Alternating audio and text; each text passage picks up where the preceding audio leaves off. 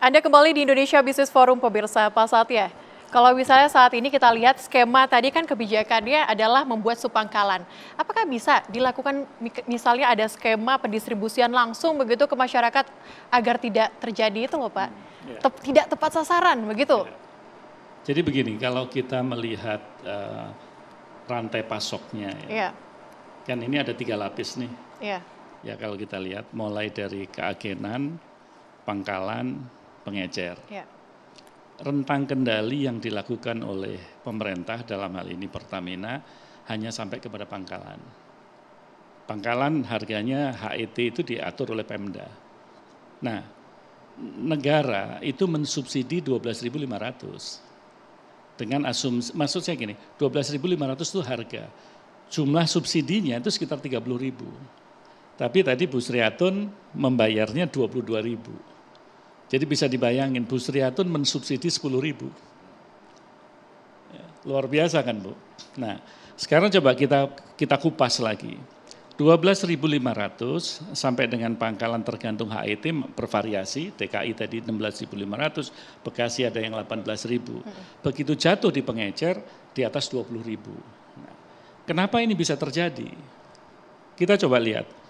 Agen ya dengan adanya MAP dan lain sebagainya, kita minta kalau dia misalkan terima 100 tabung, kita minta supaya didistribusikan kepada pangkalan itu harus 100 juga dengan identifikasi yang sudah disepakati di 100 tadi.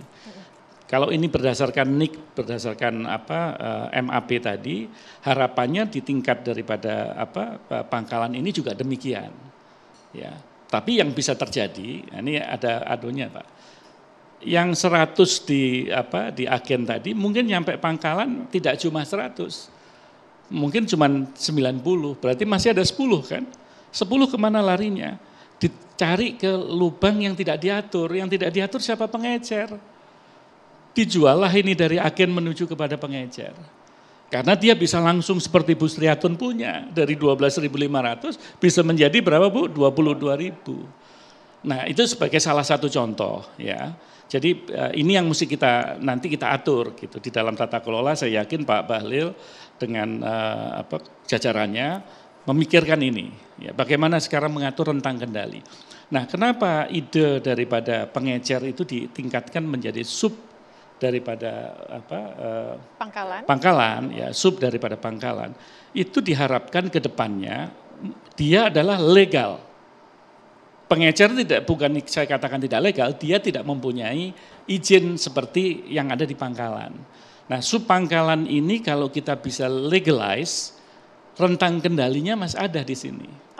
Nah harapannya adalah dengan adanya rentang kendali sampai pada sub pangkalan, maka seperti kontrol yang terjadi itu lebih bisa dikontrol. Maka kenapa pada waktu beliau mengatakan bahwasanya sudah nanti kita bisa percepat, kira-kira kan begitu. Ini kan sebetulnya kelompok yang mengikuti peraturan pemerintah nomor 5 tahun 2021. Bagaimana kita berusaha di masalah barang yang berisiko, kan begitu kan? Nah itu ada KLBI-nya, KLBI kita formnya dibantulah oleh pemerintah, gimana caranya ini bisa secepatnya bisa dilakukan bagi orang yang dari pengecer menuju kepada subpangkalan tadi. Begitu KLBI-nya ada dia register, ya kan? Begitu dia register, diharapkan ke depan dia mematuhi kaidah-kaidah yang berjalan antara agen sampai dengan subpangkalan tadi. Nah ini sebetulnya yang mesti kita lihat, karena begini, kenapa ini perlu diatur betul. Karena kalau tidak, ini pasti meledak subsidi kita. Jadi kalau misalkan ini dari agen langsung di bypass kepada pengecer, ya kan pasti akan meledak Pak. Karena demand-nya akan besar.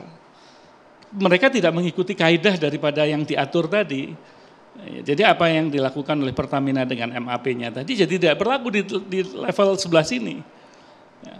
Demand-nya besar. Kalau tidak diturutin ini nanti timbul chaos, akhirnya pemerintah dalam hal ini menjaga masyarakatnya kan. Ditambahlah itu, nah begitu ditambah otomatis menjadi over kuota. Maka kenapa pada waktu saya dulu di parlemen, kita itu mengontrol betul Pak, kuota yang ada di setiap kota. Realisasinya bagaimana, tepat atau tidak. Nah, ada di daerah-daerah tertentu yang tahu-tahu meledak. Masa di daerah nelayan, Pak? Di daerah nelayan yang relatif sebetulnya permintaannya tidak sebesar di darat, bisa ada permintaan gede di sana. Wah, itu kita sidak, kita lihat loh. Logik atau tidak ini. Misalkan seperti itu. Jadi mekanisme daripada pengawasan itu bisa berlapis, tetapi yang penting komitmennya dulu.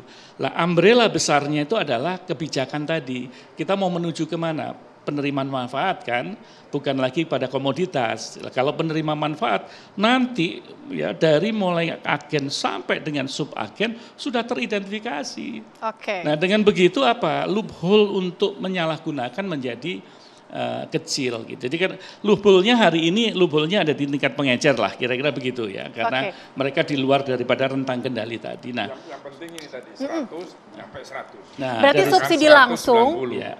subsidi langsung, kemudian juga nanti bisa langsung tepat sasaran. Ini juga bisa menjadi mitra begitu ya dari pemerintah. Betul. Kita kontrolnya jauh lebih kita mudah legalize. begitu. Ya, Di-legalize nanti ya. Itu yang maksudnya supaya nanti seperti Ibu Sriatun itu tidak usah mensubsidi, Bu. Karena Ibu harganya termasuk Ibu orang hebat itu Ibu. Karena Ibu bisa membeli dengan harga yang lebih tinggi daripada yang digariskan oleh pemerintah. Double subsidi istilahnya begitu ya. Double subsidi. Lalu yang menikmati siapa? Nah, tanya yang menikmati siapa itu. Oke, saya ke Ibu Sriatun. Bu Sriatun, kalau tadi sudah mendengar dari Pak Satya terkait dengan hal ini artinya juga bisa membantu Ibu dan juga rekan-rekan lainnya, pemirsa dan masyarakat. Tidak lagi double subsidi, Bu. Gimana Bu pendapatnya Bu terkait ini? Kalau untuk pendapat saya setuju. Tapi saya mohon dari Bapak, dari pemerintah, tolong jangan dipersulit seperti kemarin gitu. Soalnya kalau kita mungkin ada kendaraan bisa kayak yang usia, yang ini yang punya anak kecil, kasihan ke sono nggak dapat, ke sini nggak dapat. Kemarin saya jam 8 sampai jam 2 baru dapat. Itu. Baik, Pak Ali nih kalau misalnya sebagai perwakilan asosiasi dari pedagang begitu, nantinya akan diubah menjadi subpangkal, bermitra juga dengan pemerintah, kira-kira pengecer siapkah dengan hal ini? Saya sudah sampaikan di berbagai kesempatan, saya mendukung penuh. Baik.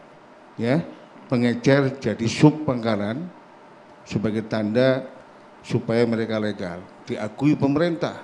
Tentunya ada NIB, ada NPWP, kalau memang dibutuhkan sebuah legal standing korporasi, kita bantu ini. Ini problemnya, sekali lagi, kita juga mendukung pemerintah untuk 87 triliun itu sampai ke Busri. Kan begitu? Yang terjadi hari ini tidak seperti itu. Bahkan UI mengidentifikasi 60% bocor subsidi ini. Oleh karena itu, tetap kita minta kepada pemerintah. Satu, validasi data. Yang kedua, perpresnya dirubah, Bang Herman. Jadi rumah tangga itu harus jelas gitu. Jangan sampai rumah tangga komisi 7 pakai KTP dapat 3 kilogram.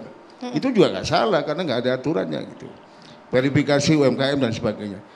Yang kedua, saya jujur Mbak Sally merasa PKL atau pengecer ketika dilibatkan dalam rantai pasok secara resmi itu bagian daripada negara mengakui mereka begitu. Yang kedua, jangan sampai tertuduh dan tertuduh ulang. Yang keroknya ini ada di pengecer, di PKL, nggak ada itu cerita. Karena PKL ini nggak mungkin ngoplos beli sampai 100 tabung di warung-warung kecil gitu ya. Oleh karena itu sekali lagi kami ingin mendorong proses ini bersama pemerintah, tapi tolong yang paling mendasar, yang paling substansi soal aturan dan validasi data, dan 375.000 pengecer ini didampingi oleh pemerintah. Jangan sampai kemudian, mohon maaf nih Pak Herman, dari 375.000, begitu nanti diverifikasi sama Pertamina, yang lolos cuma 5.000. Oke. Itu nggak boleh terjadi itu. Oke, aturannya dipermudah begitu ya? Ke jalan kalau itu terjadi. Iya, baik. Aturan dipermudah agar semuanya nanti pengecer bisa menjadi subpangkalan dengan mudah. Kita akan bahas lebih lanjut usai jeda berikut, tetaplah bersama kami.